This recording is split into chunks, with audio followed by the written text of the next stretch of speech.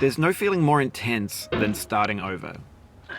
If you deleted your homework the day before it was due, as I have, or if you left your wallet at home and you have to go back after spending an hour in the commute.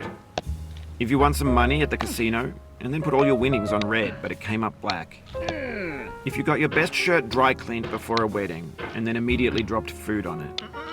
If you won an argument with a friend and then later discovered that they just returned to their original view. Starting over is harder than starting up. If you're not ready for that, like if you've already had a bad day, then what you're about to go through might be too much.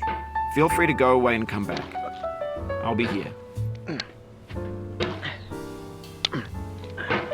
Alright, thanks for coming with me on this trip. I'll understand if you have to take a break at any point. Just find a safe place to stop and quit the game. And don't worry, I'll save your progress, always, even your mistakes. This game is a homage to a free game that came out in 2002 titled Sexy Hiking. The author of that game was Jazuo, a mysterious Czech designer who was known at the time as the father of B games. And B games are rough assemblages of found objects.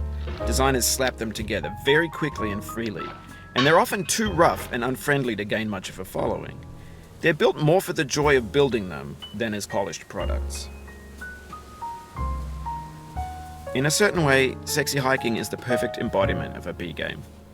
It's built almost entirely out of found and recycled parts, and it's one of the most unusual and unfriendly games of its time. In it, your task is simply to drag yourself up a mountain with a hammer.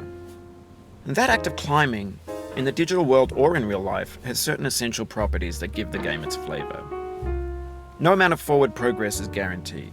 Some cliffs are too sheer or too slippery. And the player is constantly, unremittingly in danger of falling and losing everything. Anyway, when you start Sexy Hiking, you're standing next to this dead tree that blocks the way to the entire rest of the game. It might take you an hour to get over that tree, and a lot of people never got past it. You prod and you poke at it, exploring the limits of your reach and your strength, trying to find a way up and over. And there's a sense of truth in that lack of compromise. Most obstacles in video game worlds are fake.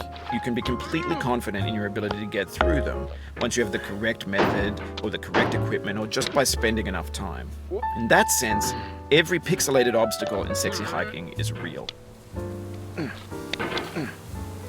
The obstacles in Sexy Hiking are unyielding, and that makes the game uniquely frustrating. But I'm not sure Jazuo intended to make a frustrating game. The frustration is just essential to the act of climbing, and it's authentic to the process of building a game about climbing. A funny thing happened to me as I was building this mountain. I'd have an idea for a new obstacle, and I'd build it, test it, and it would usually turn out to be unreasonably hard. But I couldn't bring myself to make it easier. It already felt like my inability to get past the new obstacle was my fault as a player rather than as a builder.